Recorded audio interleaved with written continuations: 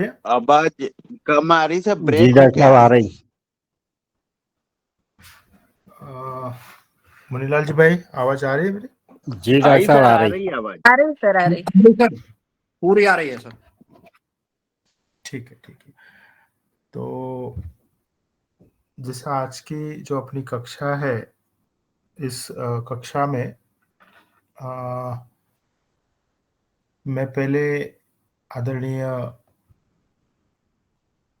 दादू को यहाँ पर मंच पर जो आने वाले 20 और 21 तारीख को जो प्राकृतिक चिकित्सा, योग, मेडिटेशन एवं प्राकृतिक खेती, इस विषय पर जो इंटरनेशनल कॉन्फ्रेंस जो होने वाला है, उसके बारे में दादू को ही यह चीज़ रखने के लिए मैं कहता हूँ। और उसके बाद में हम लोग जो पिछले 1.5 साल या 2 साल से जो भी प्राकृतिक खाद हम लोगों ने बनाना सीखा है या समझा है, उसके ऊपर चर्चा होगी।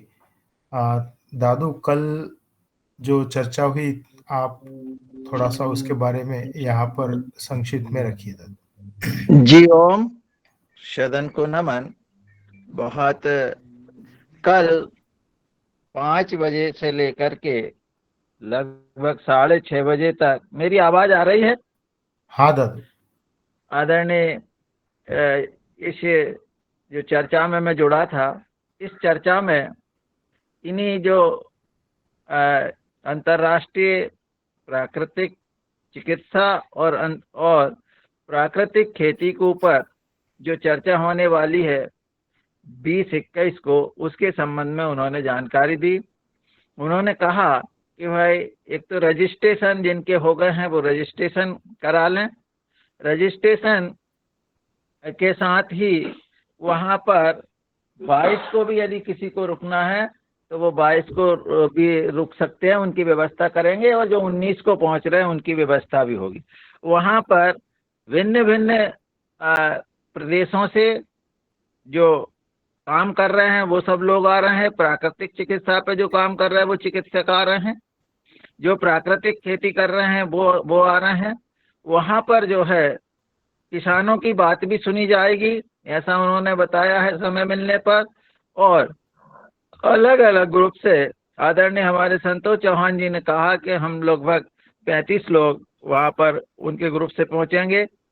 हमारे नर्मदापुरम के जो सदस्य आ रहे हैं वो भी उनके ग्रुप में शामिल है। और अभी कुछ लोगों ने वहाँ पर पैसे भी भेज दिए हैं अपने नर्मदापुरम से।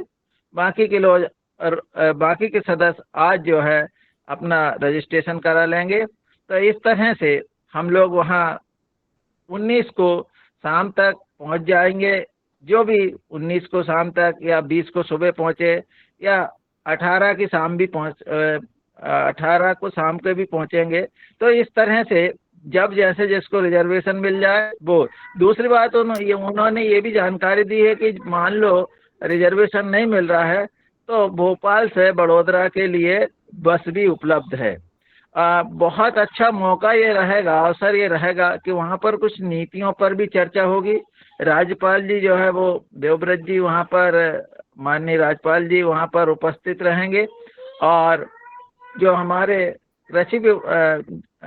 कृषि मंत्रालय से तो नहीं पर आयुष मंत्रालय के केंद्रीय मंत्री और मध्य गुजरात के मंत्री वहाँ पर उपस्थित रहेंगे। तो इस तरह से जो है एक बढ़िया कार्यक्रम होगा।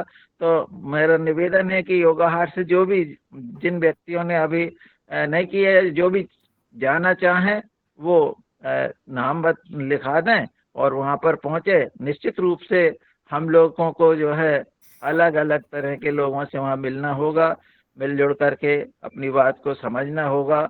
और आदरणीय चौहान जी भी जो है अपनी बात, शायद उनको मौका मिलेगा तो वो भी अपनी बात रखेंगे। और जैसा कि आदरणीय चौहान जी ने जो कहा है कि हमको जो 1.5 साल में जो सिखाया है, तो अभी तो हमने बहुत छोटा सा ही प्रयोग के शुरू किए हैं, परंतु हमको रिजल्ट बहुत अच्छे मिले। देखिए अभी धान में हमने जो छोटा सा एक जो हम चावल पर जो बनाते हैं, जिसको हम कहते हैं सोयाबीन का विकल्प, सॉलिड, तो उसका रिजल्ट अच्छे मिले। तो जिनके खेत में मैंने ये काम किया था वो बड़े किसान हैं, तो उन्होंने कहा चना पर भी दे दो। तो चना पर हमने, वो थोड़े झिझक तो रहे थे, पर हमने चना पर उनके 50 एकड़ में जो डाला और उसके जो रिजल्ट आए, वो रिजल्ट इतने जबरदस्त रहे कि अब वो पुनः जो है हमसे जो है फिर मांग रहे हैं कि आप दो। तो हमने क्या किया था, यही जो सिलेरी है, अपनी सिलेरी के साथ ट्राइकोडर्मा, बवेरिया और सुडोमोनास, हमें तो उनसे पैसा कमाना था, सीधी बात, बड़े आदमी हैं। तो हमने कहा ये भी डालो, ये भी डालो, काला पाउडर भी डाल दिया, नीम ऑयल भी डाल दिया। और भैया हमने उनसे कहा 600 रुपये एकड़ दो, उन्होंने बड़ी खुशी हो 600 रुपये एकड़ दे दो, और अब 1000 रुपये एकड़ भी दे दें, क्योंकि उनको तो वो कह रहे हैं, उन्होंने ही कहा तुम सस्ते मत बेचो, तुम सस्ते बेचोगे कोई नहीं लेगा तुमसे। उनके ये भाव थे, मतलब जो खुद खरीद रहे हैं वो ये कह रहे हैं। तो यदि आपकी चीज अच्छी है, उसके रिजल्ट आ रहे हैं, तो महंगी सस्ती, और नर्मदापुरम में तो कोई महंगी सस्ती देखते ही नहीं है। वहां तो गए, डब्बा जो दे दिया वो लेके चले, खेत में डाले। तो जब अपनी दवाई का भी यदि अपने को रिजल्ट मिल रहा है, तो हम भी क्यों ऐसा करें। और तो इस तरह से यदि चना पे बहुत अच्छे रिजल्ट आए हैं, मैंने कल आदरणीय अशोक पटेल से भी यही कहा कि भाई आप इस तरह से करिए, और आप केवल एक छोटे केवल ट्राइकोडर्मा स्प्रे कर करके वो रिजल्ट प्राप्त नहीं कर सकते हैं। तो ये स्थिति हमारी है, और निश्चित रूप से हमें सॉलिड खाद के भी अच्छे परिणाम मिले हैं, और हमने जो अभी जो प्रयोग किया इसके भी बहुत अच्छे, और उन्होंने हमें पुनः ऑर्डर दे दिया है। और तो इस तरह से अब हम पानी के साथ स्लेरी डलवाएंगे, स्लेरी डलवाने के बाद पुनः एक जो है स्प्रे करवाएंगे जियो। जियोम दादू, एक्चुअली जिन भी गणमान्य व्यक्ति को वहाँ कॉन्फ्रेंस में आना है, तो वे अपना सेपरेट भी रजिस्ट्रेशन करा सकते हैं, लेकिन अगर आज शाम तक बात और है सर, एक बात और, एक मिनट और, जो हमने 1000 रुपये की जो बात की थी, जो उसमें था उसके, तो वहां पर उन्होंने क्लियर किया है कि 800 रुपये रजिस्ट्रेशन के लगेंगे जियो। तो जिन्हें भी यह रजिस्ट्रेशन करवाना है, तो वे अगर आज दोपहर तक अगर बता दे, तो रजिस्ट्रेशन एक साथ करने का हम लोग सोच रहे थे, ताकि हम सभी को एक साथ रहने के लिए वहाँ पर सारी जैसा रहने की जगह एक जगह पे मिल जावे। और अगर जैसा आज शनिवार है, तो कल का रविवार पड़ने की वजह से बैंक भी बंद रहेगा, तो जिन्हें भी सेपरेट रजिस्ट्रेशन करवाना है वो भी करवा ले, लेकिन अपना नाम अगर वहाँ पे रजिस्टर होता है तो हमें भी बताइए, ताकि हम लोग जहाँ एक साथ रहने का कोशिश कर रहे हैं, तो उसमें भी आपका नाम उसमें जुड़ जाएगा। अब जैसे हम लोगों ने आज तक जो भी प्राकृतिक खाद के माध्यम से जो भी सीखा है, उसके बारे में यहाँ पर चर्चा होगी। और दूसरा विषय यानी कि जैसे हम लोग इतने दिनों से एक डेटा की हम लोग बात कर रहे हैं, और डेटा में जैसा स्लाइड दिख रहा है दादू अभी? जी जी दिख रहा है जी, ठीक है। तो यहाँ पर जितना भी काम उस छोटी सी प्रयोगशाला से यानी एरंडा से जो हो रहा है वाशिम में, तो उसका डेटा कहीं ना कहीं कंपाइल करके कुछ चीज़ें जो सामने आई है, पहले मैं वह चीज़ें यहाँ पर रखना चाहता हूँ, और उसके बाद में कौन सी खाद हम लोगों ने बनाना सिखाई या आज किसान भाई बना रहे, इस बारे में हम लोग चर्चा करेंगे। अब यहाँ पर हम लोग देख सकते हैं कि जैसा टोटल ऑलमोस्ट ऐसा मान के चलिए कि 18,000 रजिस्टर की एंट्रियां हुई है किसान भाइयों की पिछले 5 सालों में, और उन 18,000 एंट्रियों में से फिर हम लोगों ने अलग अलग किसान भाइयों का लिस्ट बनाना शुरू किया, और कौन से किसान भाई कितनी बार वहां पर आए उनकी एक लिस्ट बनी। और मुख्य रूप से जैसा पिछले 5 सालों से कौन से किसान भाई है कि वो हर सीजन में, मान लो जैसा जून में हम लोगों के यहाँ पे सोयाबीन की बुआई होती है, और अक्टूबर में या नवंबर में चने की बुआई होती है, और समर में हमारे यहाँ पर कुछ न कुछ सब्जी इसकी बुआई होती है। तो इन सारे सीजन में पिछले 5 साल में जो किसान भाई एरंडा में आए उनका यह लिस्ट है। यहाँ आप देख सकते हो कि 98 किसान, 98 किसान पिछले 5 सालों से जुड़े हैं। और जैसा मैं हर बार कहता हूँ कि हम लोग अगर वहाँ पर मान लो कहीं पे नर्मदापुरम में बोलिए या उत्तराखंड में बोलिए, उत्तर प्रदेश में काम कर रहे, तो हमें इसी तरह का डेटा अपने यहाँ पर भी मेंटेन करके रखना चाहिए। धीरे धीरे यह अगर काम होगा तो हमारी टीम भी बढ़ेगी। जैसा यहाँ पे आप देख सकते हो कि किसान भाई का नाम लिखा है, कौन से गांव से है वह लिखा है, कौन से तहसील से है, कौन से जिला से है। लेकिन यह जो डेटा एनालिसिस किया है यह वाशिम जिले का है। और मेरा ये मानना है कि हम लोग जैसा मान लो अभी दादू, शरद भैया या और भी अपनी नर्मदापुरम की टीम, गौर साहब होंगे, सभी लोग कहीं ना कहीं जुड़े हैं, अच्छे से काम कर रहे हैं। लेकिन जब तक हम लोग इस डेटा को नहीं सामने लाएंगे तो तब तक वहां पे काम बढ़ना कहीं ना कहीं मुश्किल होते जाएगा।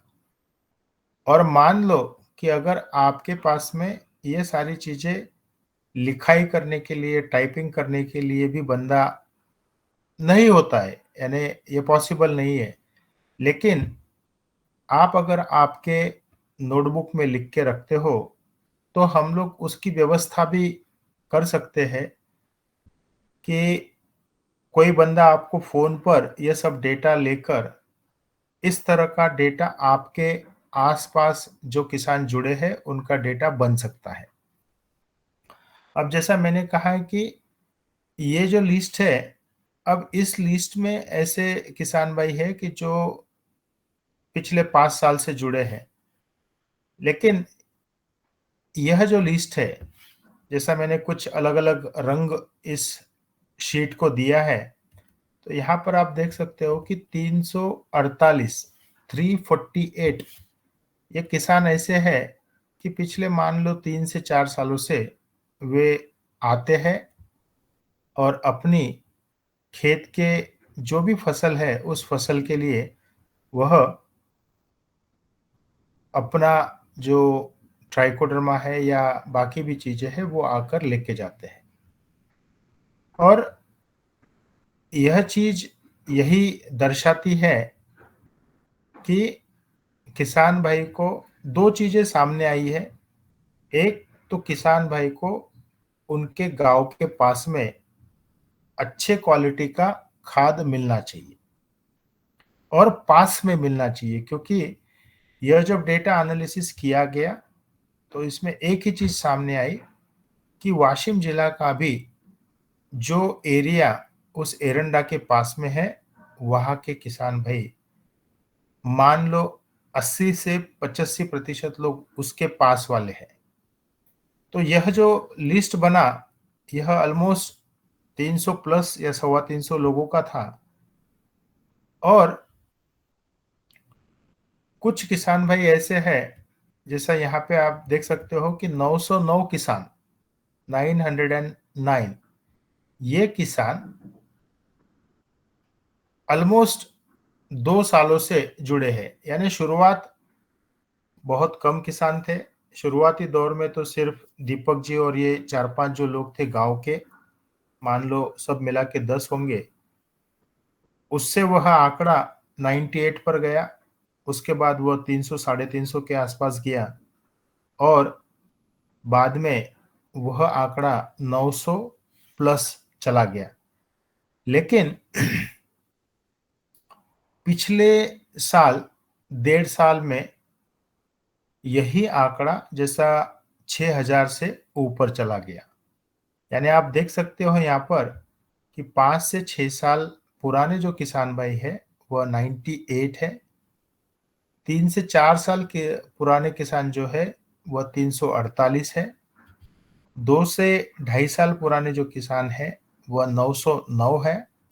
और 6 महीने से लेकर तो 1.5 साल के ऑलमोस्ट 6,611 किसान। अब यह सब जो चीज यहाँ पर रखने के पीछे यही एक रीजन है कि अगर हम कोई काम शुरू करते हैं तो उसे एक इंडस्ट्रियल स्वरूप दिया जावे, ताकि उसमें से कुछ ना कुछ आउटपुट मिले। ये मेरा स्पष्ट रूप से मानना है कि आप प्राकृतिक खाद बनाओगे, खुद के लिए उपयोग में लाओगे, तो आपको उससे सफलता जरूर मिलेगी।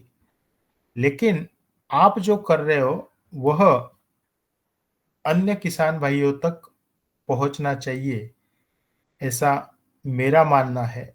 और जो 2 टारगेट हम लोग लेके चल रहे कि सबसे पहला किसान भाई खुद का खाद खुद बनावे, और दूसरा देहात में एम्प्लॉयमेंट होवे।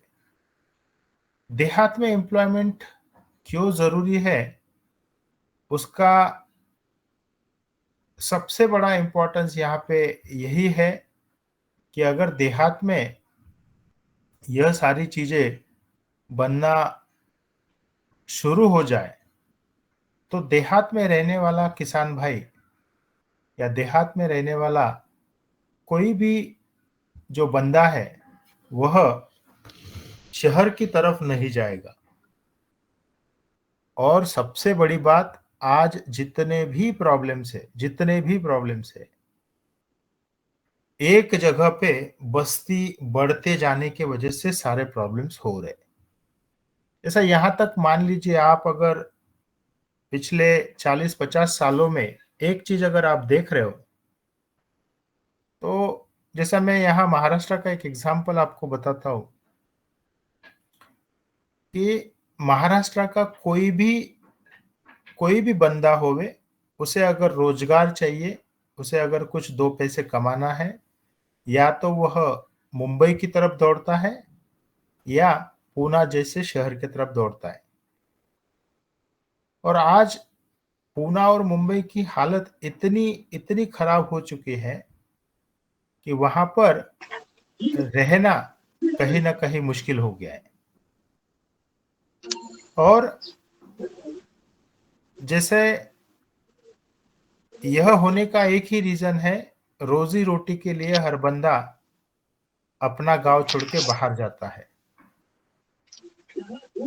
और इसमें अगर देखा जाए तो खेती किसानी यह एक विषय ऐसा है कि जिसके माध्यम से बड़े पैमाने पर रोजगार उपलब्ध कराए जा सकते हैं।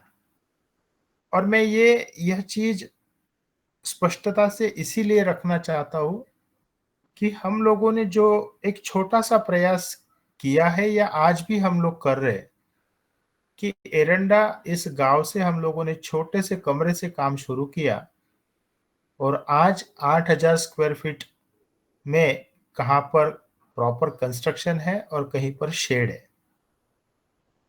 और जो दीपक जी, विजय जी, मनोहर जी और सतीश जी जो इस एक्टिविटी से जुड़े हैं, उन्हें उनके गांव में ही यह एम्प्लॉयमेंट जनरेट हुआ है। और सिर्फ उन लोगों के लिए ही नहीं, तो उनके घर के जो महिलाएं हैं उन्हें भी यह एम्प्लॉयमेंट मिला है।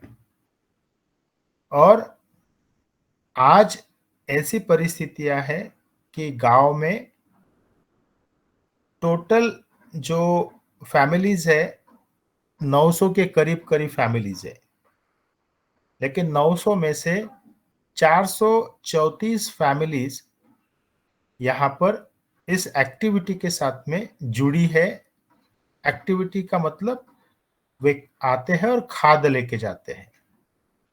तो वहां के जो 4 किसान हैं उन्हें रोजगार मिला, और जो 434 फैमिलीज है उन्हें सस्ते दामों में कहीं ना कहीं यह चीजें मिल रही है। और एक चीज, उसके आगे का जो कैलकुलेशन अभी चल रहा है, यानी हम लोग जो डेटा आगे का एनालाइज कर रहे हैं कि गांव में अगर टोटल जितना भी खाद पहले उपयोग में लाया जाता था और आज की क्या परिस्थितियां है, तो यह जब आंकड़े जब सामने आएंगे तो यह स्पष्ट रूप से सामने आ सकता है कि खर्चा तो गांव का भी कम हुआ है, लेकिन सबसे बड़ी बात, केमिकल का उपयोग कम हुआ है। यानी जहां पर यूरिया का उपयोग, डीएपी का उपयोग होता था, वह धीरे धीरे कम होते हुए दिख रहा है।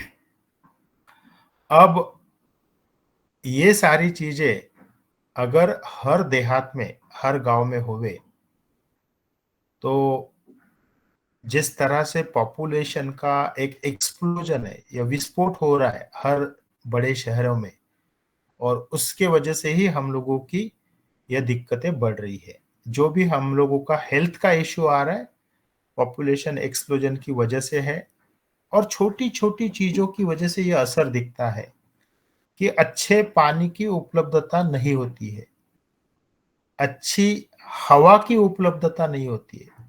यानी जहां मैं पूना में, बागोली में रहता हूँ, यहाँ पर यानी एक एग्जांपल दे रहा हूँ कि यहाँ पर खड़ी मशीन है, यानी यहाँ पर वो क्रश स्टैंड बनाने का एक बहुत बड़ा यूनिट है, और उसकी जो धूल है वह सारी धूल इस बागोली, इस एरिया में 4 से 5 किलोमीटर में बहुत बड़े पैमाने पे दिखती है। क्योंकि अगर यहाँ पे ही खड़ी मशीन है तो ये सारा एयर पोल्यूशन जो है वह धीरे धीरे बढ़ते जाएगा, और वही परिस्थितियां जहां पर भी ये खड़ी मशीन होती है वह देखने को मिलती है।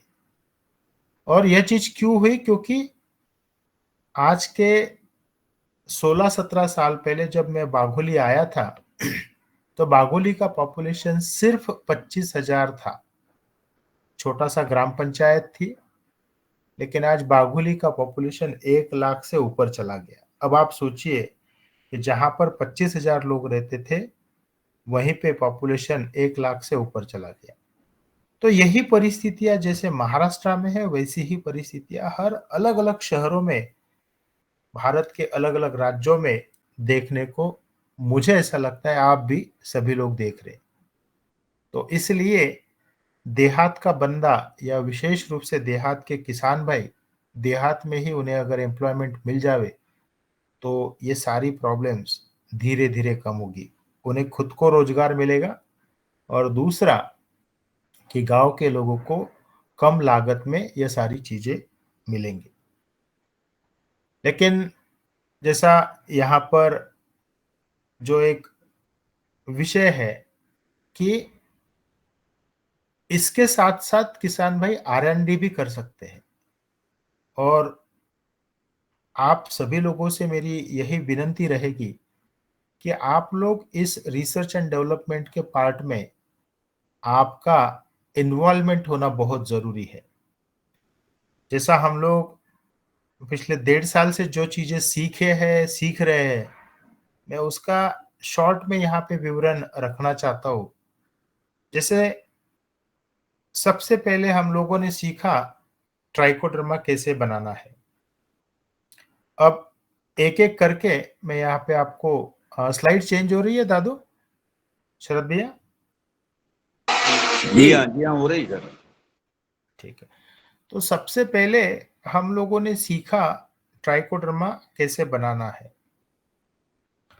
मेरा ये यहाँ पर जो भी चीजें हम लोग सीख रहे हैं, यह इसका बेसिक रीजन यह है कि किसान भाई है, बहुत ज्यादा कुछ एजुकेशन नहीं होता है और कुछ चीजें साइंटिफिक है, टेक्निकल है, तो इन चीजों को धीरे धीरे करके ही वे समझ पाएंगे। लेकिन आज इस मंच पर जितने भी सारे किसान भाई उपस्थित है जो पिछले 1 साल या 1.5 साल से जुड़ रहे, उन्हें अब इन शब्दों को समझने की जरूरत नहीं पड़ती। जैसा ट्राइकोडर्मा नामक जो शब्द है, मुझे नहीं लगता कि आप लोगों को अब ट्राइकोडर्मा क्या है यह बताने की जरूरत पड़ेगी। और आप सभी लोग इसका प्रयोग कर रहे, इसे बना रहे, तो यह एक फंगिसाइड है या बहुत से अलग अलग कार्य करता है, यह आप सभी को पता है। पर यहां पर अगर मैं एक सवाल पूछूं कि आप अपने अपने देहात में मान लो ग्राम पंचायत है, छोटा सा छोटे गांव की बात कर रहा हूं जहां पे ग्राम पंचायत होती है, उस गांव में अगर सारे किसानों को इकट्ठा एक जगह पर आप बुलवावे, तो उसमें से कितने किसान भाई है जिन्हें, मान लो 100 में से कितने किसान भाई ट्राइकोडर्मा को जानते हो? कि शरद भैया, दादू या अन्य कोई इसका जवाब देगा कि अगर मान लो हर देहात के 100 किसान भाई को एक जगह इकट्ठा किया जावे, तो ट्राइकोडर्मा को समझने वाले, यानी मैं बनाने वाले नहीं, सिर्फ ट्राइकोडर्मा क्या है यह विषय में कौन कौन 100 में से कितने लोग बता पाएंगे आज की डेट में? लगभग 15%। शरद भैया? 15 भी नहीं, 5% ही। दादू 5% ही बता पाएंगे 5% ही सर। रहेगा, बात मुश्किल से 5% सर। पवन सर? मेरे ख्याल से तो जो 10% का आंकड़ा हो सकता है आज की तारीख में, क्योंकि जानकारी बढ़ रही है। लेकिन ये अलग अलग जगह पर वहाँ की जो स्थिति है, किसानों की जो स्थिति है, आर्थिक स्थिति, उस पर भी ये निर्भर है कि वो, अगर वो जरा सी ठीक ठाक उनकी स्थिति है और उनका जानकारी का स्तर अच्छा है, आर्थिक और जानकारी का स्तर भी एक दूसरे से वो है, तो हो सकता है वहां पर ज्यादा भी हो, 15-20% भी हो सकता है। लेकिन जहाँ पर जानकारी का स्तर कम है, कम वहां पर जानकारी है, तो वहां पर 5% से भी कम ऐसा हो सकता है जी। तो ये रेंज मेरे ख्याल से 5 से 15-20% तक के आएगी यहाँ जी। तो मेरा एक जैसा प्रश्न आप सभी को है कि आप अपने अपने देहात में एक दिन यह प्रयोग करके देखिए। आप किसी भी 20-25 किसान भाई को, मान लो कोई मंदिर है, कोई ऐसा स्थल है जहां पे आप उन्हें बुला सकते हो, 100 लोगों को बुलाने की जरूरत नहीं है, पर मान लो 10 लोगों को भी आप बुला लीजिए। मान लो आज दादू ने 10 लोगों को बुलाया, शरद भैया ने 10 लोगों को बुलाया, गौर साहब ऐसे, मुनीलाल जी हो गए, या जितने भी गणमान्य, तुलाराम जी, सारे लोग हैं, आप सभी लोग सिर्फ 10-10 लोगों को आपके देहात के बुला लीजिए। और अगले शनिवार तक हमें एक चीज सामने आएंगी कि अलग अलग राज्यों से, मान लो हर जगह से 10-10 किसानों का भी डेटा आ जाए, तो यहाँ अभी उपस्थित 20-25 से ऊपर लोग हैं, तो 250 में से कम हमें अगर 10% भी है, तो एक एक अंदाजन 25 लोग जिन्हें ट्राइकोडर्मा के विषय में कुछ मालूम है, वे सामने आएंगे। और इसी तरह के एक्सरसाइज हमें कहीं ना कहीं इस डेटा की ओर लेके जाएंगे और इसमें से अच्छा जरूर होके बाहर आएगा। अब जैसा हम लोगों ने शुरुआती दौर में ट्राइकोडर्मा बनाए, अब यह बनाने के पीछे का एक बेसिक रीजन क्या है, यानी मैं ये चीज इसलिए भी कह रहा हूं कि आज अगर हम लोग जंगल में का पेड़ देखें, रास्ते के किनारे वाला जो खरपतवार है या जो वीड कहते हैं, या हमारे खेत में ही जहां पर एक बेर का पेड़ लग जाता है, नेचुरली होता है, या इमली का पेड़ होता है, या और भी, कि जिसे हम किसी भी तरह का खाद या दवाई नहीं डालते। तो इन पेड़ों का अगर साइंस हमें सीखना है, देखना है, तो एक चीज सामने आती है कि इन पेड़ पौधों को किसी भी तरह के खाद की जरूरत नहीं होती है, और उसी खेती को प्राकृतिक खेती कहा जाता है। लेकिन पिछले 65 साल में जब से ग्रीन रिवॉल्यूशन हुआ, केमिकल फर्टिलाइजर और पेस्टिसाइड आए, तब से सिर्फ केमिकल डाला गया खेतों में, और मिट्टी, पानी और आज की डेट में हवा खराब हो चुकी है। तो यह विपरीत जो परिस्थितियां हैं, वो परिस्थितियां पहले हमें सुधारना जरूरी है, और उस वजह से इन सब प्राकृतिक खादों का महत्व है। जैसा ट्राइकोडर्मा, यह एक सूक्ष्म जीव है और इसके बारे में समझना जरूरी है कि ये क्या है, ये किस तरह से काम करता है, इसे किस तरह से बनाया जाता है। और एक चीज यहाँ और भी देखी गई, मैं आज का ही नहीं तो प्राचीन से लेकर मानो लाखों सालों से जो भी खेती हो रही है, हजारों सालों से जो भी खेती हो रही है, तो कोई भी एक चीज से खेती नहीं होती है। जैसा सिर्फ गोबर खाद डालोगे तो खेती नहीं होगी। और जो अन्य पशु है, जैसा हम लोग कहते हैं गोमाता है, बकरी है, मुर्गी है, या अलग अलग इंडस्ट्री का जो बाई प्रोडक्ट है, इस सभी का उपयोग करके खेती हो सकती है। या आज का अगर सिंपल सा एग्जांपल लेवे, हम अगर कोई, जैसा यहाँ पे कृषि सेवा केंद्र कहते हैं महाराष्ट्र में, तो वहां पर जो दवाई या खाद की जो दुकान है, हर जिला में, हर तहसील में, आप अगर वहां पे जाओ तो एक तरह का दवाई या एक तरह का खाद देखने को मिलता है क्या? तो नहीं मिलता है। अलग अलग तरह के खाद, अलग अलग तरह की दवाइयाँ, ये सब देखने को मिलती है। तो उसी तरह प्राकृतिक खाद और दवाइयाँ भी अलग अलग तरह की होनी चाहिए, और विशेष रूप से ये अपने साथ, अपने गांव में, अपने खेतों में ही होता है। जैसा ट्राइकोडर्मा, कोई बता पाएगा ट्राइकोडर्मा कहाँ से आया है शरद भैया? नेचर से आया। कहाँ, लेकिन उसकी उत्पत्ति कहाँ से हुई? वो कहाँ सबसे पहले कहाँ मिला है?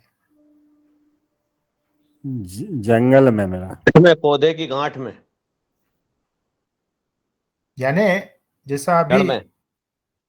अशोक भाई ने जो कहा है कि जड़ है, यानी जड़ होवे या मिट्टी होवे, यही उसका सोर्स है। और मुख्य सोर्स तो उसका मिट्टी है, क्योंकि जड़ में कहां से आएगा? तो मिट्टी से ही आएगा।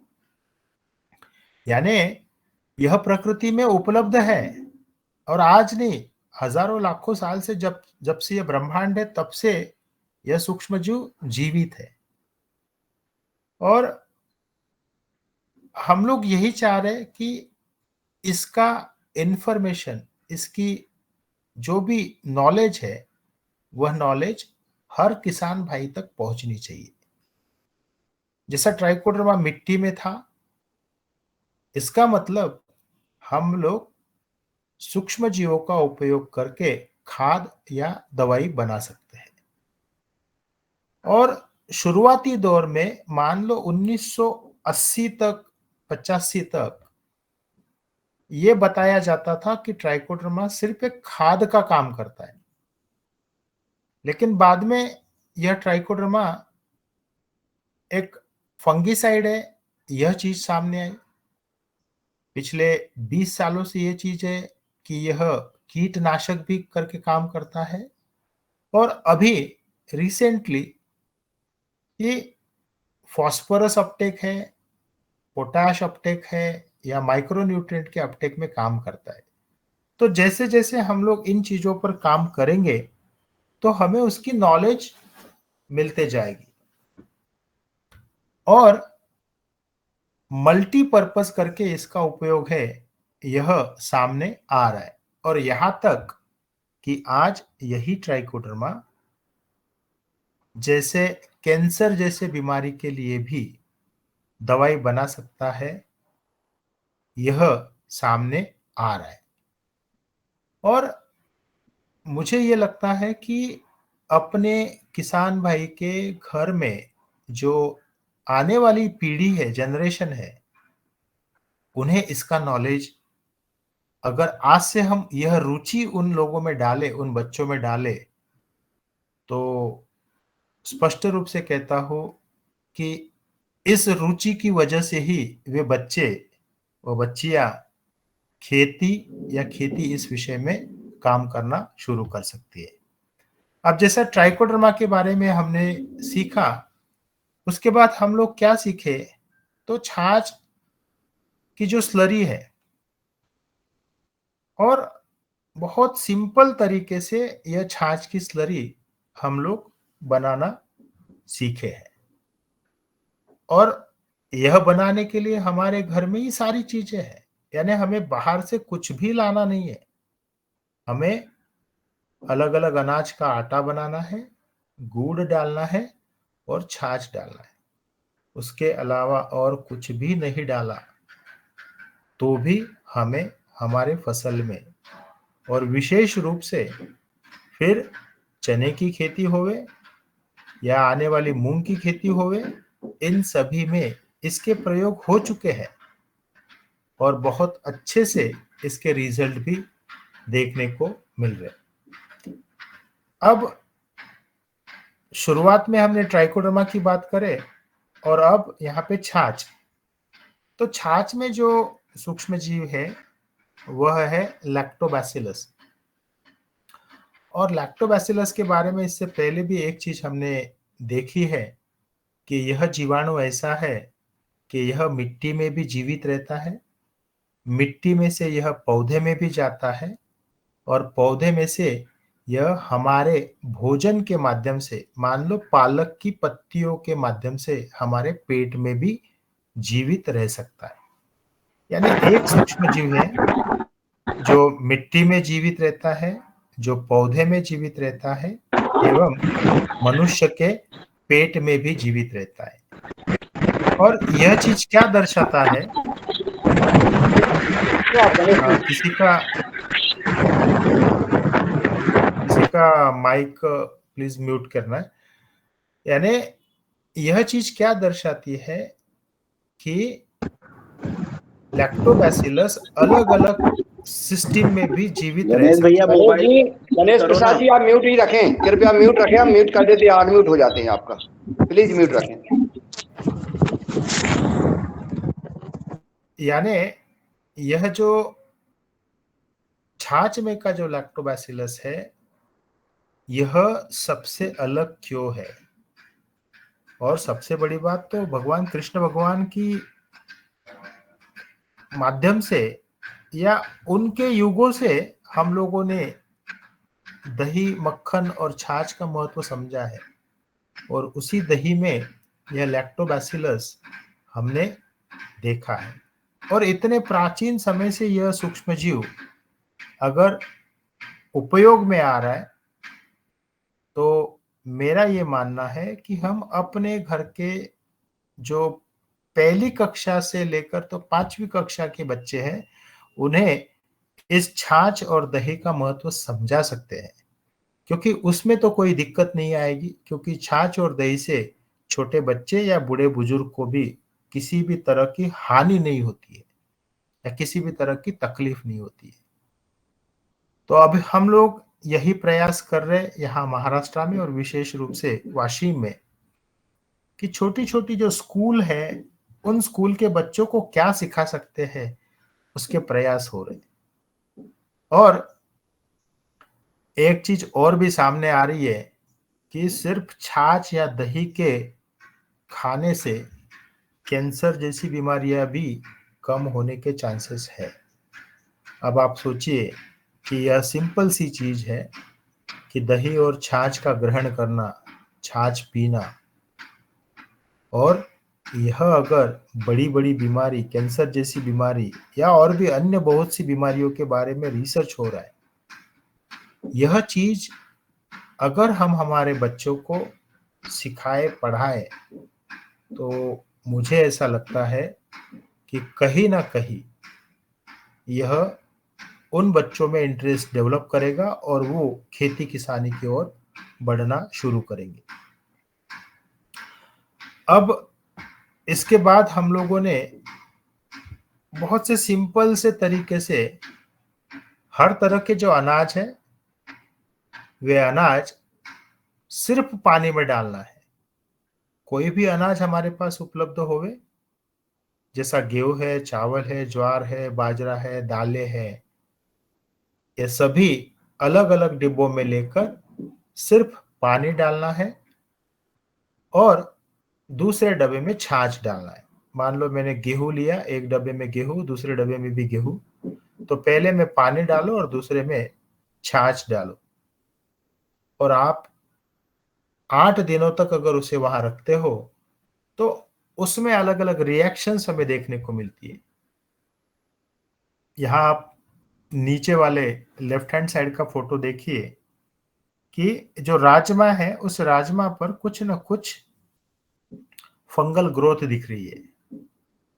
अब ये चीज सामने ऐसे आई कि इसके ऊपर जीवाणु या फंगस कैसे डेवलप हुआ, तो ये चीज दर्शाता है कि जहां पर भी भोजन रहेगा वहां पर सूक्ष्म जीवों का निर्माण होगा।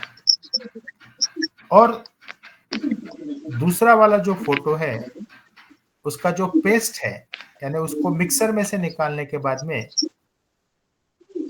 मान लो जैसा चने को मिक्सर में से निकालने के बाद में उसका जो न्यूट्रिएंट है वह सारा उसमें आ सकता है और उसका जो पानी है, इस तरह यह अलग अलग खाद हमें बनाना हम सीख सकते हैं।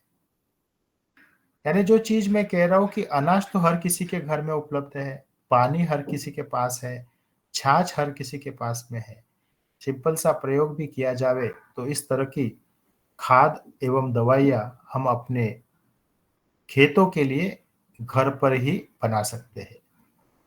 अब एक चीज दादू ने यहाँ पर एक विषय रखा कि कोई बड़े किसान है वो यूज कर रहे हैं, पर मेरा ये मानना है कि हर गांव में 4-5 लोगों से ज्यादा लोग इंटरेस्ट नहीं दिखाते खाद या दवाई बनाने के लिए।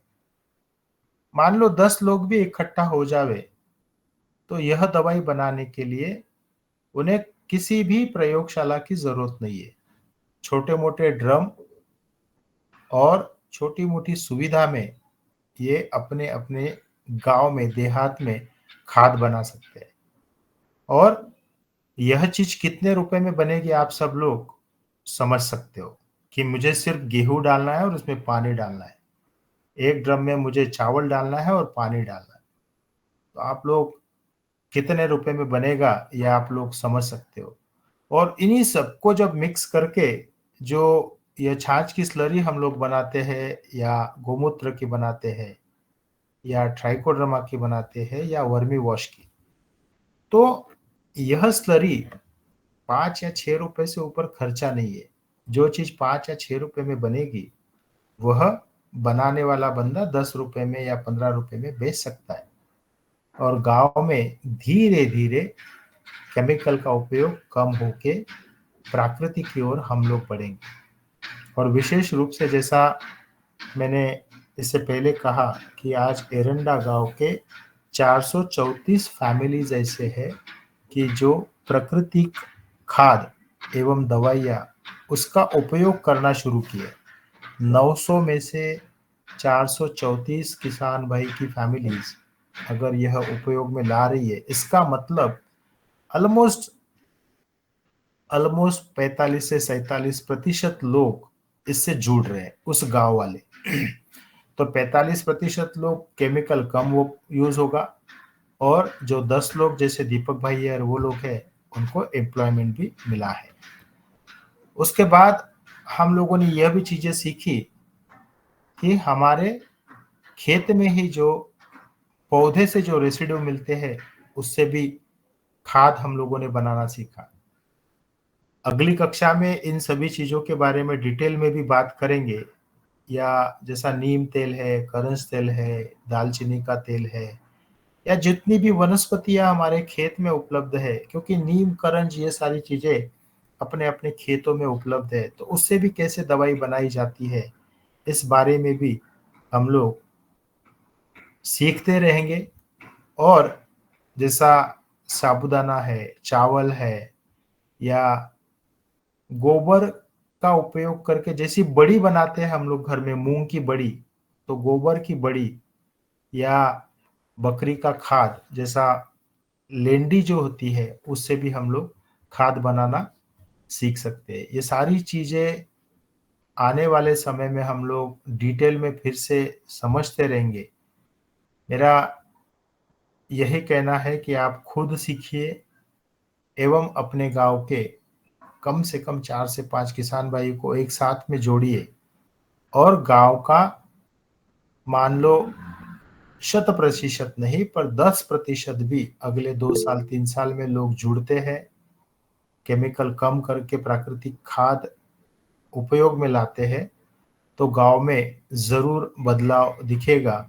और जैसा एरंडा इस गांव में आज एक अलग बदलाव दिखता है, उसी तरह का बदलाव हर गांव में, हर देहात में होवे, यही एक अपेक्षा रखता हूँ। धन्यवाद। जीव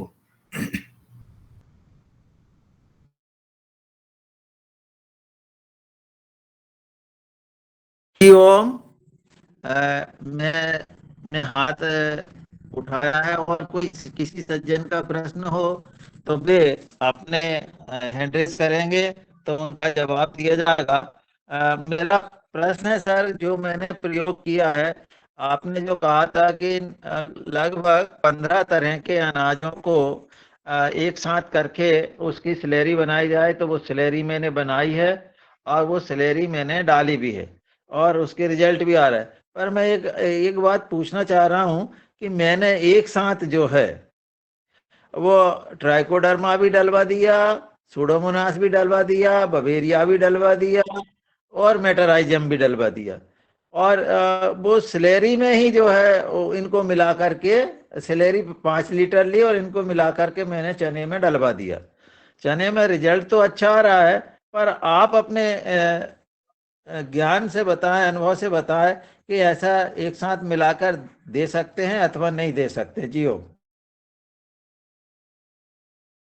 जो स्लरी अलग अलग चीजों से बनाई गई, मान लो ट्राइकोडर्मा, बिवेरिया, बनने के बाद में एक साथ में आप लोग वह दे सकते हो, लेकिन नहीं नहीं नहीं सर, सर ये स्लेरी जो स्लेरी हमने अलग अलग नहीं बनाई। मेरा निवेदन है कि हमने ट्राइकोडर्मा को मल्टीप्लाई किया, बवेरिया को मल्टीप्लाई किया, मेटराइजम को मल्टीप्लाई किया, सुडोमोनास को मल्टीप्लाई किया और इसको सबको मिला करके डाल दिया। जियो। हाँ, लेकिन जैसा आपने ट्राइकोडर्मा मान लो 1 लीटर लाया, उसका पहले 5 लीटर बनाया होगा, ऐसा ही किया होगा ना, 5 या 10 लीटर बनाया होगा, जी जी जी।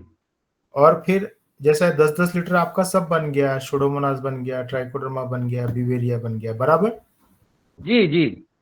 हाँ, तो देखिए दादू, मैं यहाँ पर ज्यादा समय नहीं लूंगा, पर शॉर्ट में एक चीज बताऊंगा कि ये जो शब्द हम लोग उपयोग में लाते हैं कि मैं ट्राइकोडर्मा की स्लरी बना रहा हूँ, या मैं ट्राइकोडर्मा 1 लीटर से 5 लीटर कर रहा हूँ, बवेरिया 1 से 5 कर रहा हूँ, दादू मैं स्पष्ट रूप से कहता हूँ कि 100% ये मल्टीप्लाई नहीं होते हैं।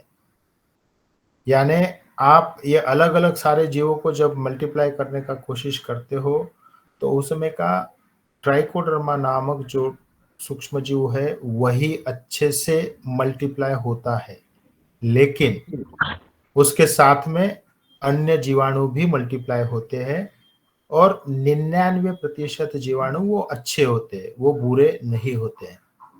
जी पर ये जो शब्द है, देखिए दादू, मैं अब इस मंच पे कुछ चीजें अलग से रखने का प्रयास कर रहा हूँ, क्योंकि इस मंच पे हम लोग 1.5 साल 2 साल से जुड़े हैं।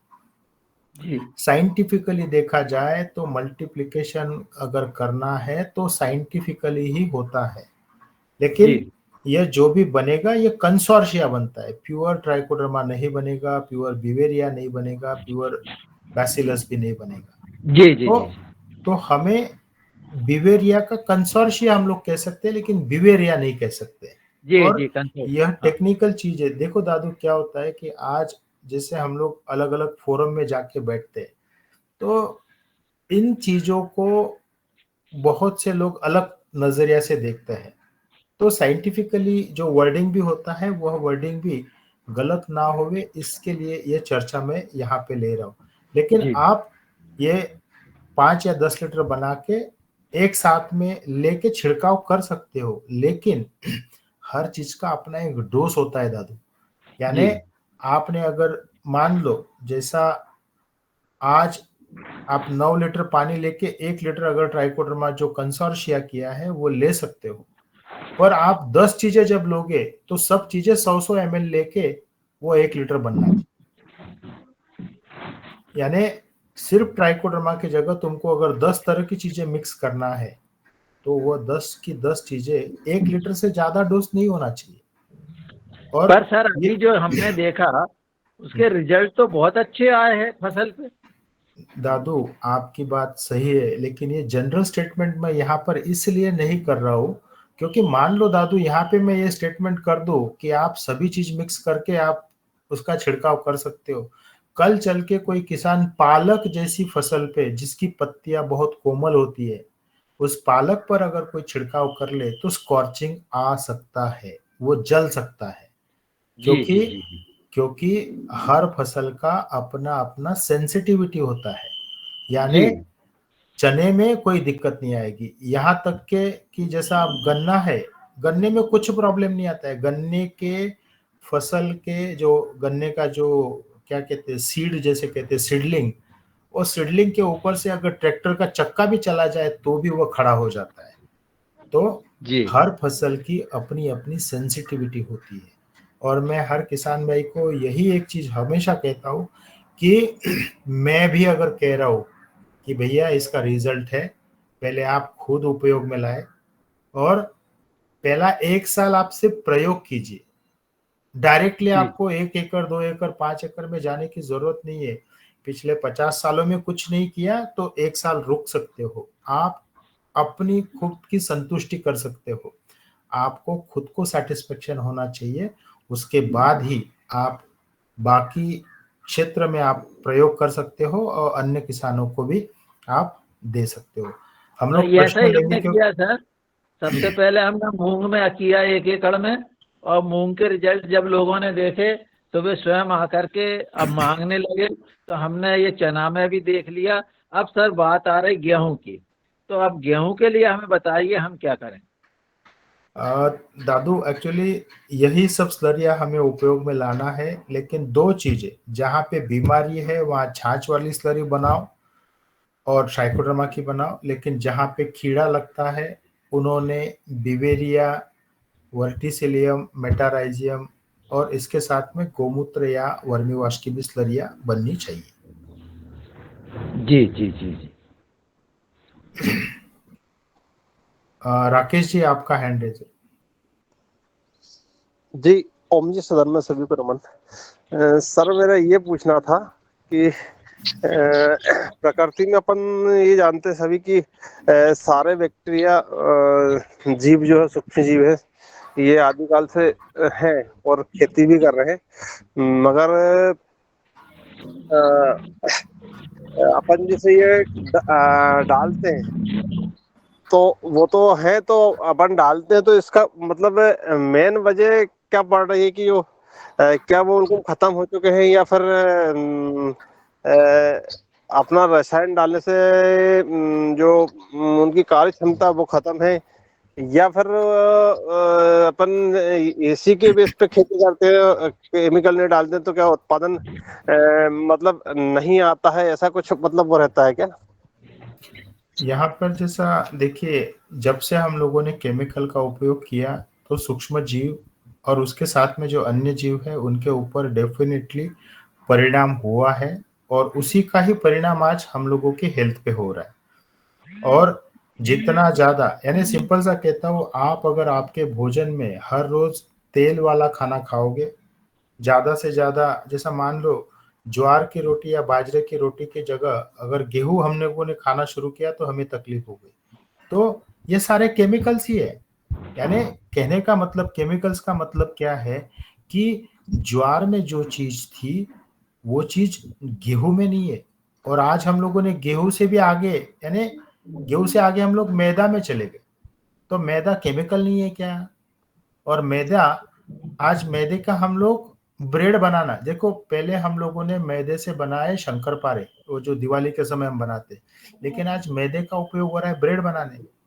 तो कोई भी चीज अगर प्रोसेस होके हमारे शरीर में जाती है तो वह जैसे हमारा शरीर खराब करती है, उसी तरह खेती का जो केमिकल है, फिर फर्टिलाइजर हो, पेस्टिसाइड हो, यह बहुत बड़े पैमाने पे चला गया और उसके आज परिणाम खेत में हमें सूक्ष्म जीवाणु जो आंखों से जो नहीं दिखते, लेकिन आप देखिए आज हमारे गांव में चिड़िया की संख्या कम हो गई, हमारे गांव में अन्य पंछियों की संख्या कम हो गई, हमारे गांव में यहाँ तक कि आज ऐसी परिस्थितियां हैं कि गौ माता की संख्या खत्म होने के कगार पे है, या अन्य जो पशु है उनकी भी संख्या कम होगी। तो यह आंखों देखी चीजें सामने आ रही है जो 60 साल में हुई है। तो केमिकल का उपयोग कम से कम होना चाहिए, और सिर्फ केमिकल खेत वाला ही नहीं, तो हमारे घर वाला भी केमिकल। हम लोग जैसे पहले दातुन जो चीज से करते थे, आज हमने टूथपेस्ट लाए।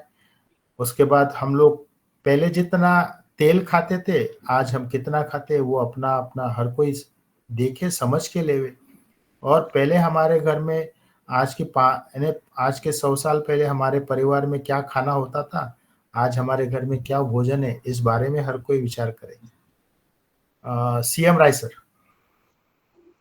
सर एक प्रश्न और था मेरा। एक मिनट, हम लोग पहले सीएम राय सर का एक सवाल लेते हैं। सीएम राय जी। जी ओम, सदन को प्रणाम, आपको सादर प्रणाम सर। मैं ये पूछना चाह रहा हूँ सर, हमारे यहाँ चने में पानी तो लगता नहीं है, तो किस माध्यम से हम लोग फिर ये ट्राइकोडर्मा या बवेरिया है या गोमूत्र स्लरी है या छाछ की स्लरी है, कैसे देंगे? एक तो पहला प्रश्न ये है सर। और दूसरा सर, ये सूडोमोनास जो बनाते हैं तो इसका भी तो कल्चर चाहिए था ना, कि कैसे उसको डेवलप करेंगे? आपको छिड़काव करना है, अगर आपके यहाँ फ्लड से पानी नहीं दिया जाता है तो छिड़काव ही, क्योंकि हमारे यहाँ वाशी में भी यही परिस्थितियां है। हम लोगों के यहाँ बहुत से किसानों के पास स्प्रिंकलर भी नहीं है, फ्लड इरिगेशन का फैसिलिटी भी नहीं है। तो छिड़काव के माध्यम से आप यह कोई भी दवाई दे सकते हो। और रहा सुडोमोनास का जो विषय है, मैं ये कहता हूँ कि सुडोमोनास हमारे दूध के माध्यम से ही हमें मिल जाता है।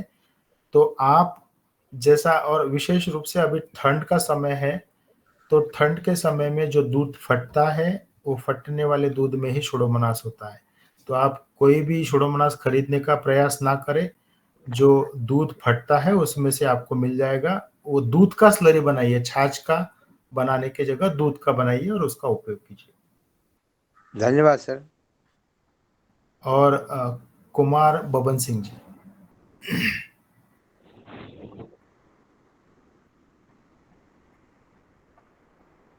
राकेश भैया। मैं सर ये पूछ रहा था कि बीजोपचार में हमने एक मतलब ट्राइकोडर्मा जो 200 ग्राम बनाते हैं डब्बे में, वो उसका फार्मूलेशन के साथ में बना करके वो तो उपयोग कर ही रहे हैं, तो नीम ऑयल भी हमने उसमें ऐड करा बीज उपचार में। तो नीम ऑयल को हमने गुड़ 100 ग्राम गुड़ का 150 ml पानी के साथ में गुड़ को घोल के और उसी में नीम ऑयल 100 ग्राम मिक्सर में घुमा करके और इसका और ट्राइकोडर्मा दोनों को मिला करके बीज उपचार किया है। और इसके बीज उपचार के बाद में फिर हमने 100 ग्राम नवधान आटा का पाउडर और 100 ग्राम अपना जो सीबिड है पाउडर, इसको हमने उसी में मिक्स करके कोटिंग करके फिर बीज उपचार किया। तो मैं ये जानना चाहता हूँ इनसे कोई, जैसे नवधान आटा अपन ने उसमें अलग से ऐड कर दिया, तो इससे कोई मतलब कोई गलत तो वो नहीं होगा काम, मतलब ना जो दूसरे जीवों को तो। दादू देखो, जो विषय पे हम लोग चर्चा कर रहे थे, राकेश जी ने उसी रिलेशन में सवाल किया है। जो चीज मैंने भी कभी ट्राई नहीं की वो ट्राई राकेश जी ने कर चुके हैं। मानते हो नहीं मानते हो?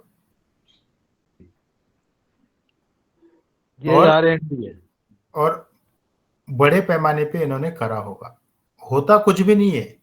पर मेरा ये स्पष्ट रूप से कहना है राकेश जी, कोई भी चीज करोगे छोटे पैमाने पे करिए। आज ये चीजें सब प्रकृति वाली है, इसका असर नहीं, यानी गलत असर नहीं आएगा, पर कल चल के यही आदत वो केमिकल के साथ लगती है कि ये भी डाला वो भी डाला वो भी डाला। वैसा प्रयास मत कीजिए, क्योंकि हर किसी का अपना अपना क्रॉस रिएक्शन। मैं आपको अभी थोड़ा सा समय भी जाएगा, लेकिन ये चीज कहना मुझे जरूरी है जी। इस धरती पे ना समझदार प्राणी सिर्फ मनुष्य है।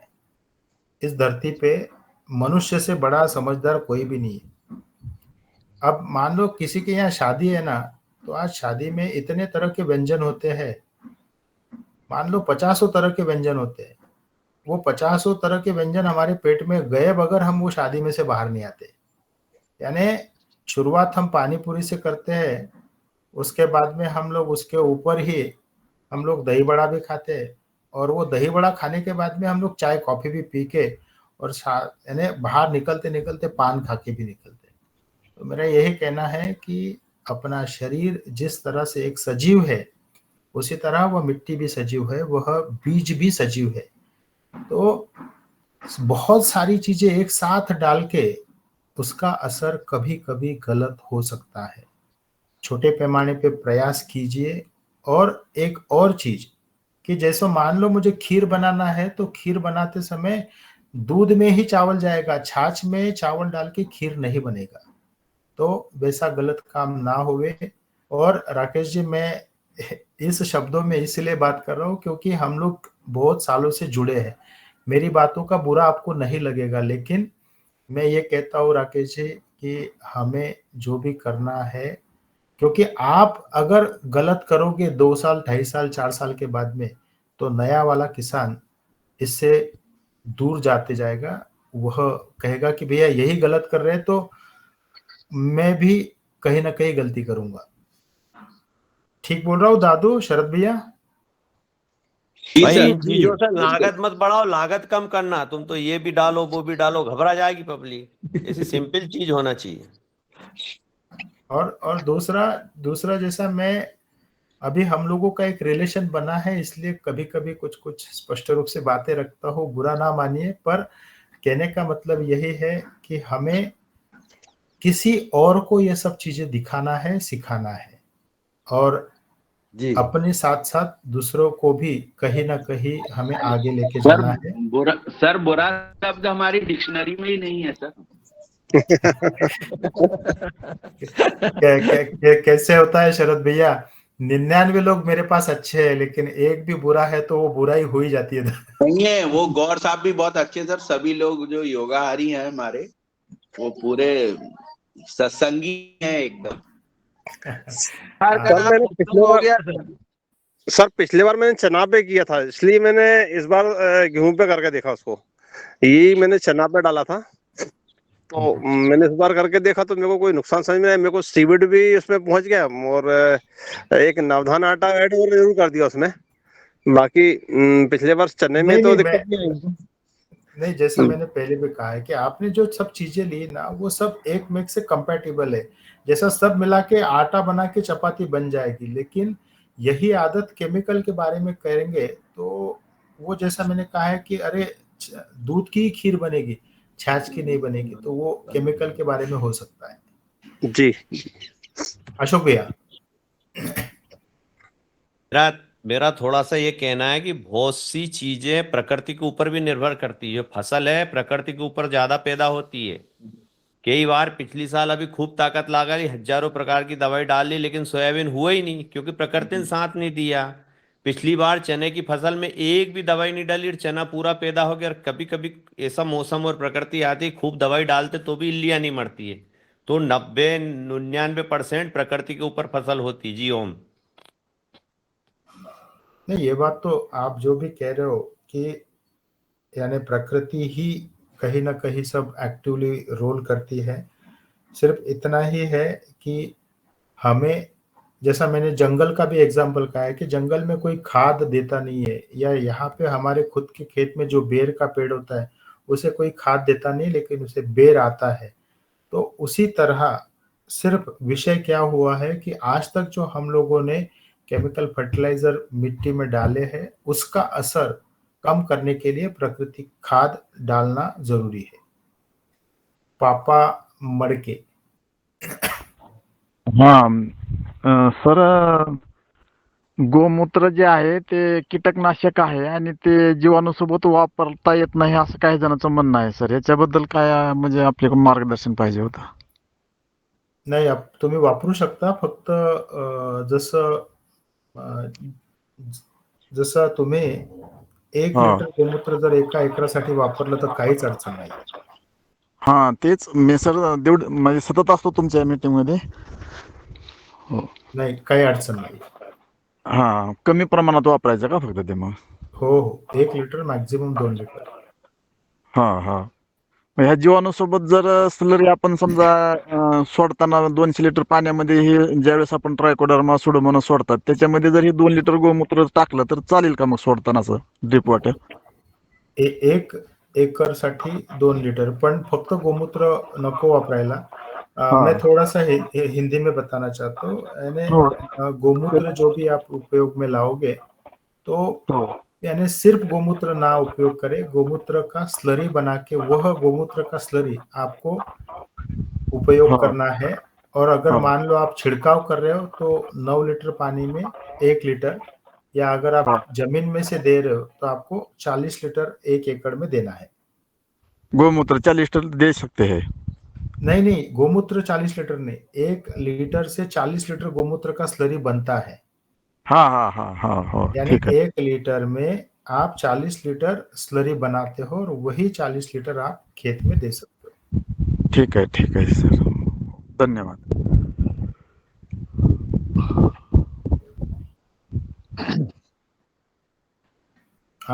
कुमार बबन सिंह, आखिरी सवाल लेंगे और हम लोग रुकेंगे। जी हो। मैं बिहार से बोल रहा हूँ सर।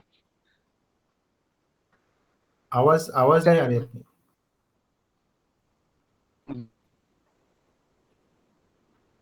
आपकी आवाज कट रही, आवाज नहीं आ रही सर।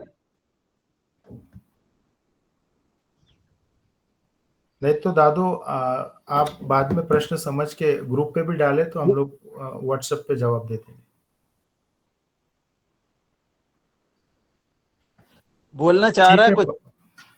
पवन सर होंगे तो पवन सर का कमेंट लेंगे और हम लोग समाप्त। जी, आदरणीय पवन सर आए और आज की चर्चा पर बात करें। जी ओम, फिर समापन की ओर चले। पवन सर नहीं है।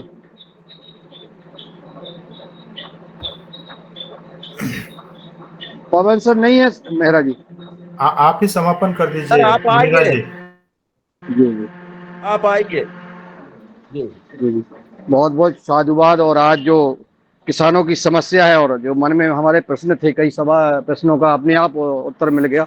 और जब आज मैंने सुना कि 434 किसान एक गांव में प्राकृतिक जैविक खेती करने लगे हैं आदरणीय डॉक्टर संतोष जी के मार्गदर्शन में, और वहां पर जो है 10 हमारे दीपक जी जैसे 10 युवाओं को जो है रोजगार मिला है।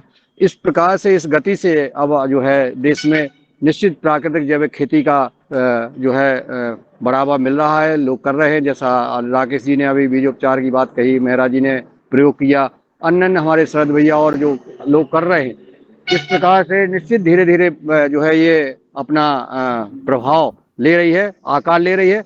और निश्चित ये हमारे शुभ संकेत है। योगाहार सत्संग कार्यक्रम जो दूसरे सत्र में हर शनिवार को डॉक्टर संतोष जी इसमें मार्गदर्शन दे रहे हैं और किसान कुछ अपना रहे हैं। अभी गति जो जिस प्रकार से चल रही है, मैं तो चाहूँगा कि और गति इसको बढ़े, हम लोग प्रयास करें तो निश्चित हमारा देश जो है पुनः वही देश बनेगा जैसा हमारे पूर्वज जो है खेती किसानी करते थे, प्राकृतिक खेती करते थे। और इस सत्र में हमारे जो किसान भाई सम्मिलित रहे और जो जिन्होंने हमेशा प्रयोग कर रहे हैं और किसानों को प्रेरणा दे रहे हैं, इस कार्यक्रम में उपस्थित सभी का आभार ज्ञापित करते हुए मैं आज की इस कार्यक्रम को यही विराम देते हैं। सबको आभार, सबको नमन, वंदन, प्रणाम करते हुए सबको